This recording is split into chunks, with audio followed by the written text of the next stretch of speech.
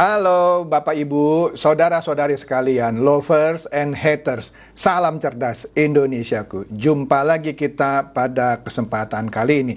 Bagi Anda yang belum subscribe channel saya, silakan subscribe channel saya, tekan loncengnya agar Anda dapat notifikasi setiap kali saya mengupload video-video saya. Oke, pada kesempatan kali ini saya akan membahas lagi mengenai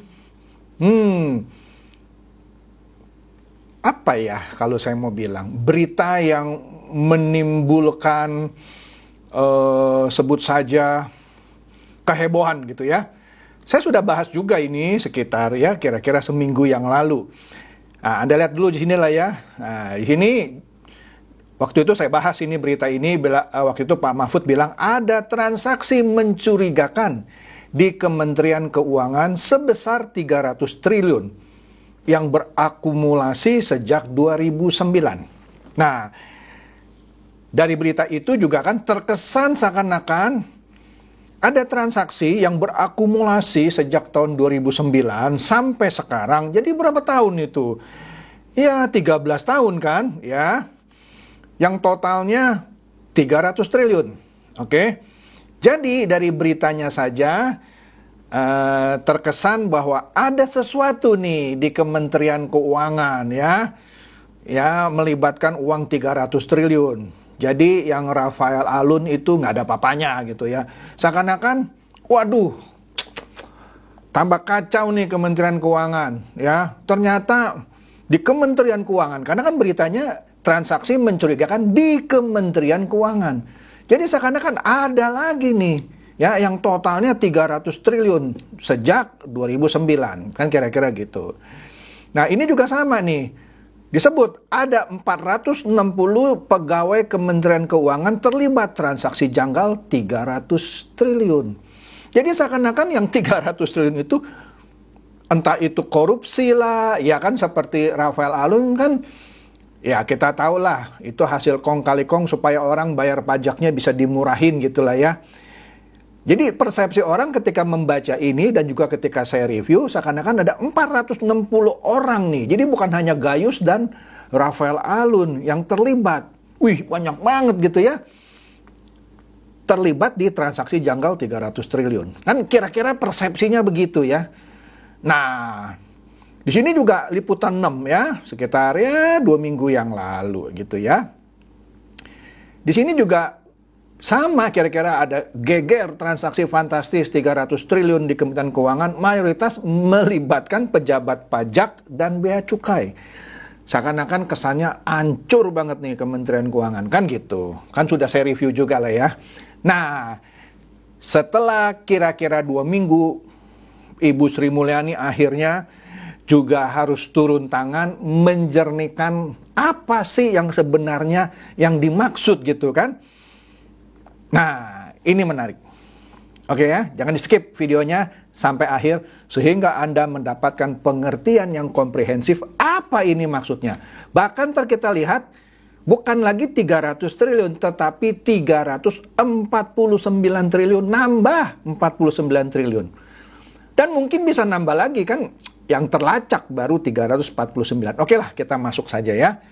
Nah, di sini nih Senin lalu nah, mulai diungkapkan secara terang benderang. Kalau yang pertama kan sepertinya masih apa ya, kabur-kabur gitu ya.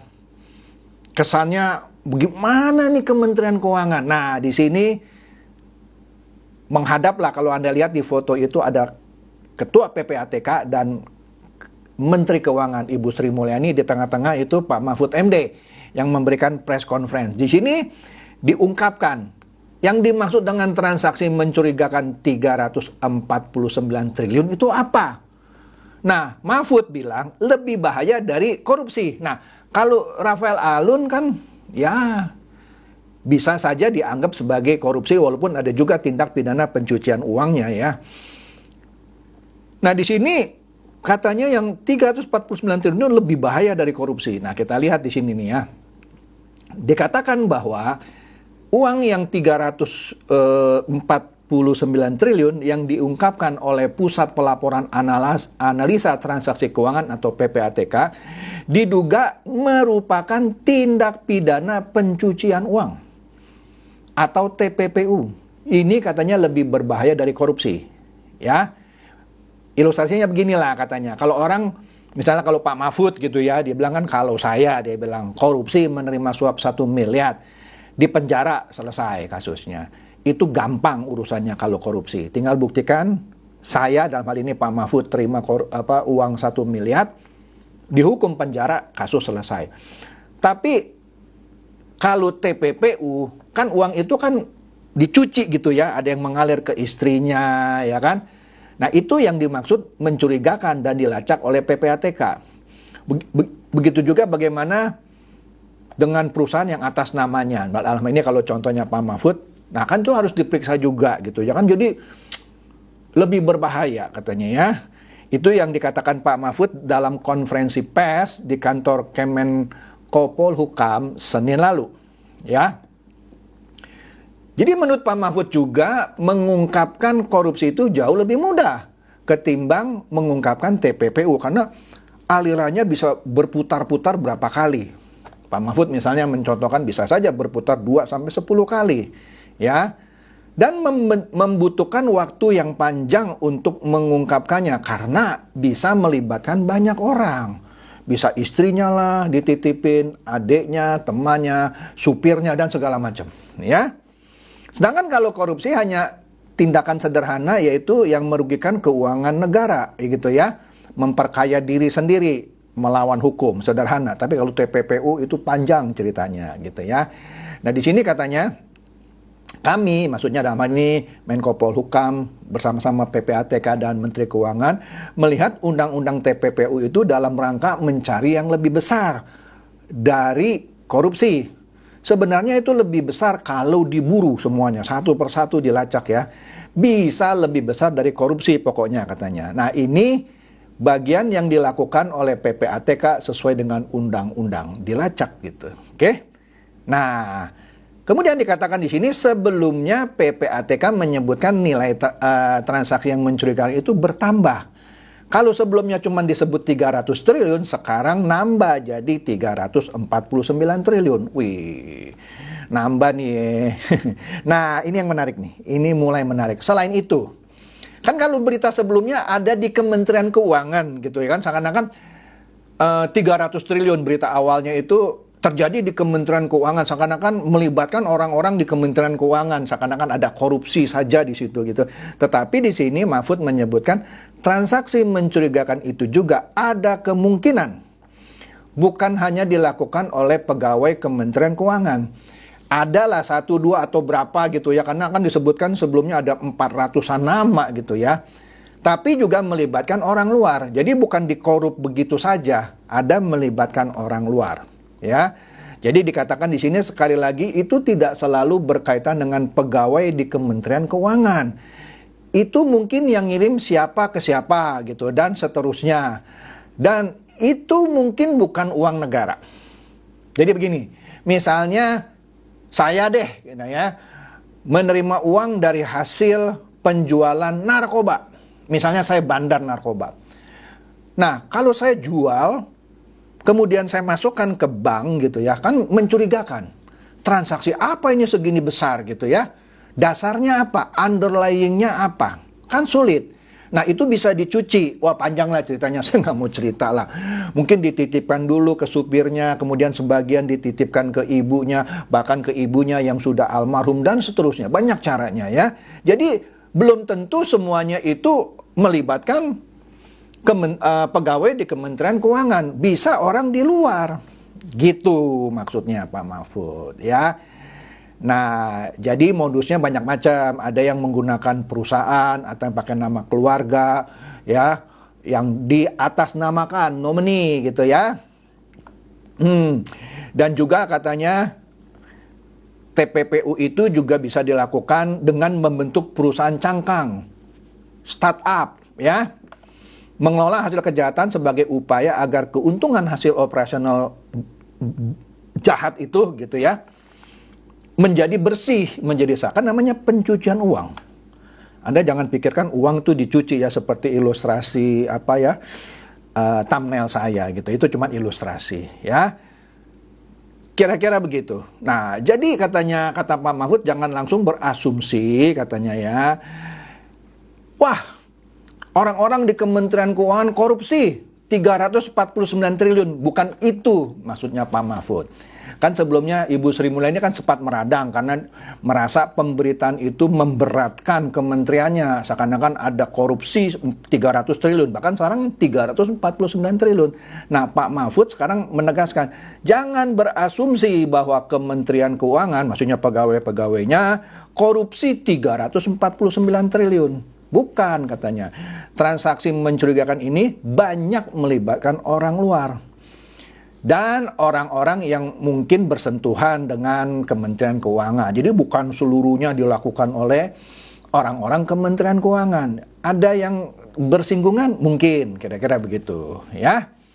Nah, kasus yang mencurigakan ini kan kita tahu muncul setelah kasus Rafael Alun itu muncul ke permukaan ya. Karena dia memiliki kekayaan yang dinilai tidak wajar ya. Kemudian PPATK juga telah menyerahkan laporan hasil analisa Rafael Alun ke penegak hukum. Sebenarnya sejak tahun 2012 ya, dan nilainya mencapai 500 miliar. Ya. Wih, besar ini. Oke.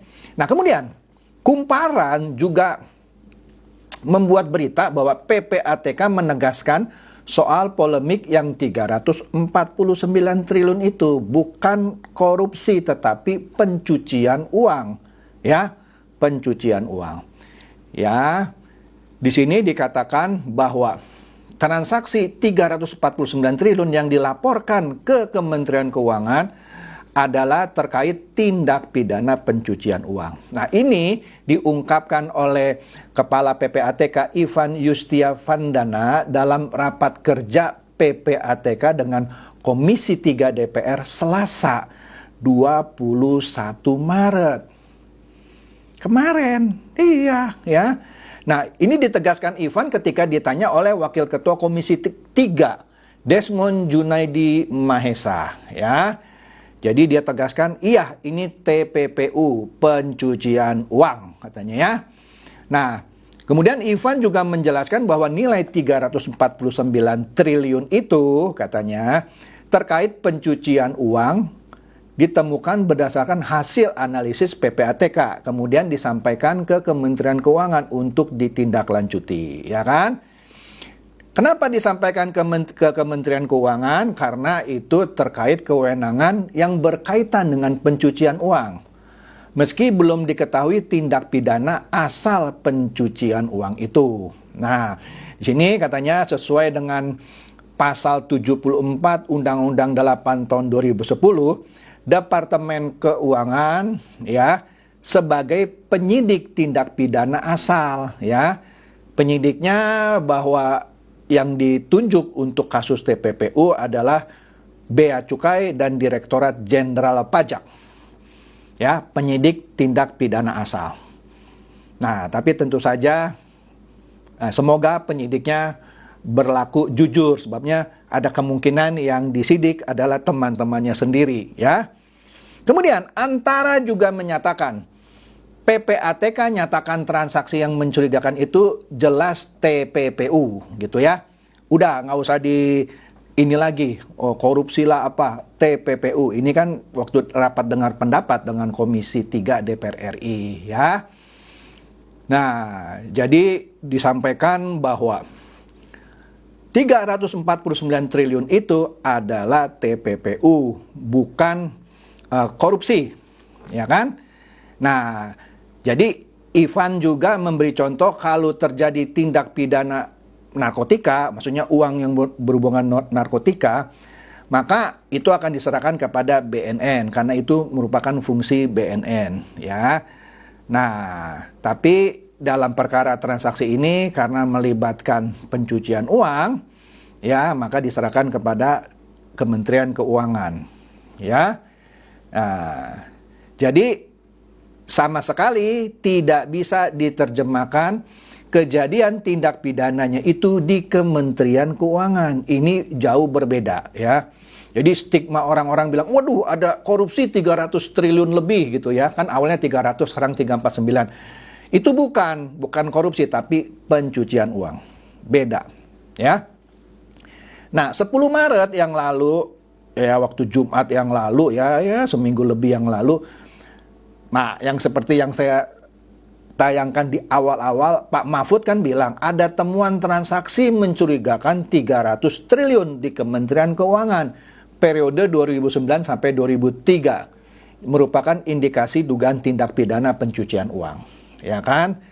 Nah, kemudian pada Senin baru-baru ini Ibu Sri Mulyani memaparkan ada 300 surat dari PPATK terkait transaksi mencurigakan 349 triliun yang baru dikirimkan kepadanya 13 Maret lalu. Jadi Ibu Sri Mulyani baru tahu soal akumulasi 349 itu baru 13 Maret. Nanti kita lihat klarifikasinya. Nah, kita lihat ini di Tempo ya. Di sini Ibu Sri Mulyani mengklarifikasi soal 300 triliun lebih, dalam hal ini 349 triliun. Jadi kata Ibu Sri Mulyani bahwa pihaknya sebagai Menteri Keuangan, PPATK juga Pak Menko, dalam hal ini Pak Mahfud MD sebagai ketua tim, mereka bekerja sama serta berkomitmen untuk memerangi, memberantas tindak pidana pencucian uang maupun korupsi katanya. Itu pasti katanya ya. Dengan adanya kerjasama ini, mereka terus menggunakan resources yang ada untuk memperkuat, termasuk di dalamnya untuk mencari data, mengklarifikasi data, mengklasifikasinya, melaksanakan, mencegah, dan seterusnya. Ya. Nah, di sini Ibu Sri Mulyani mengklarifikasi, karena berita yang di luar tuh simpang siur.